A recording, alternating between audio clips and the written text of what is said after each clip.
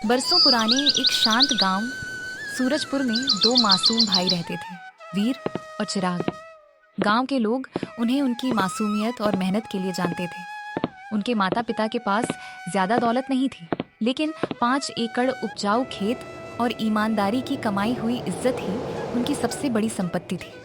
वीर हमेशा अपने छोटे भाई चिराग का हाथ पकड़कर चलता था। वह अक्सर कहता, जब तक मैं हूँ तुम्हें किसी बात से डरने की जरूरत नहीं। एक शाम खेत से लौटते समय उनके पिता ने दोनों भाइयों को अपने पास बैठाया और कहा, बेटा, जमीन सिर्फ मिट्टी नहीं होती, इसमें हमारे पसीने की खुशबू और हमारे परिवार का सम्मान बसता है। इसे कभी गलत हाथों में मत जाने देना। दोनों भाइयों ने मुस्कुराकर सिर हिलाया, लेकिन उन्हें क्या पता था कि यही बात कुछ दिनों बाद उनकी जिंदगी की सबसे बड़ी परीक्षा बन जाएगी। कुछ ही दिनों बाद तेज बारिश में नदी का पुल टूट गया। गांव लौटते समय उनके माता पिता की बैलगाड़ी बह गई। पूरा गांव शोक में डूब गया। देखते ही देखते दोनों बच्चे अनाथ हो गए। गांव वालों ने इंसानियत दिखाते हुए दोनों भाइयों को उनके चाचा धर्मपाल के घर भेज दिया। बाहर से धर्मपाल बेहद दयालु दिखाई देता था, लेकिन उसके मन में वर्षों से एक ही लालच पल रहा था, अपने छोटे भाई की जमीन पर कब्जा। पहले कुछ दिन सब सामान्य रहे, फिर धीरे धीरे दोनों भाइयों से खेतों में दिन भर काम करवाया जाने लगा। स्कूल जाना बंद करा दिया गया, भरपेट खाना भी मुश्किल से मिलता। एक रात वीर पानी पीने उठा तो उसने धर्मपाल को किसी अनजान आदमी से बातें करते सुना। बस किसी तरह बच्चों के अंगूठे इन कागजों पर लग जाएं, फिर सारी जमीन कानूनी तौर पर मेरी हो जाएगी। वीर के पैरों तले जमीन खिसक गई। उसने उसी समय फैसला कर लिया कि चाहे कितनी भी मुश्किल आए, वह अपने पिता की आखिरी निशानी कभी नहीं खोने देगा। अगली सुबह धर्मपाल मुस्कुराते हुए कुछ कागज लेकर आया।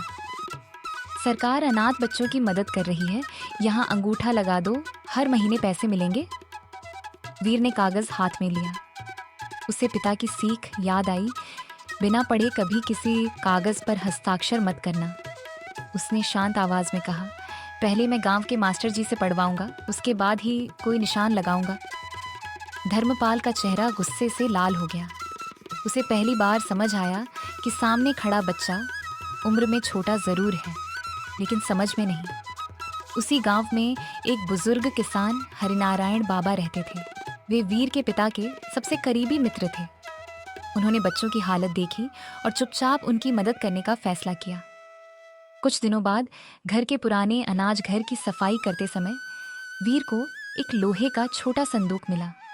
उसके अंदर खेतों के असली दस्तावेज, बैंक की रसीदें और पिता का लिखा एक पत्र रखा था। पत्र में लिखा था, अगर कभी कोई हमारी जमीन छीनने की कोशिश करे तो इन कागजों को पंचायत और अदालत में जरूर दिखाना। सच देर से जीतता है, लेकिन हारता कभी नहीं। वीर ने दस्तावेज सुरक्षित छिपा दिए। अब उसके पास अपने हक का सबसे बड़ा सबूत था, लेकिन धर्मपाल भी हार मानने वाला नहीं था। उसने गांव में अफवाह फैला दी कि दोनों भाइयों ने उसके घर से पैसे चुरा लिए हैं। पंचायत बैठी, तलाशी हुई और सच सामने आ गया। पैसे उसी के कमरे से बरामद हुए। अब गांव वालों का भरोसा धर्मपाल पर डगमगाने लगा। इसी बीच हरिनारायण बाबा ने तहसील से रिकॉर्ड निकलवाया और साबित कर दिया कि खेत कानूनी रूप से दोनों भाइयों के नाम दर्ज है।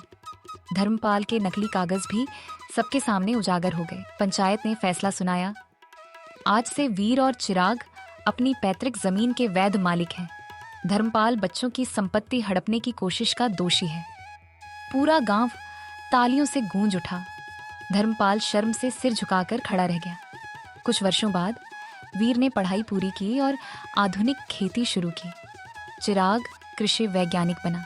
दोनों भाइयों ने अपने गांव में एक स्कूल भी बनवाया, जहां गरीब और अनाथ बच्चों को मुफ्त शिक्षा मिलने लगी। गांव के लोग अक्सर अपने बच्चों से कहते, दौलत से बड़ा धन ईमानदारी होती है। लालच कुछ समय के लिए जीत सकता है, लेकिन अंत हमेशा सच का ही होता है।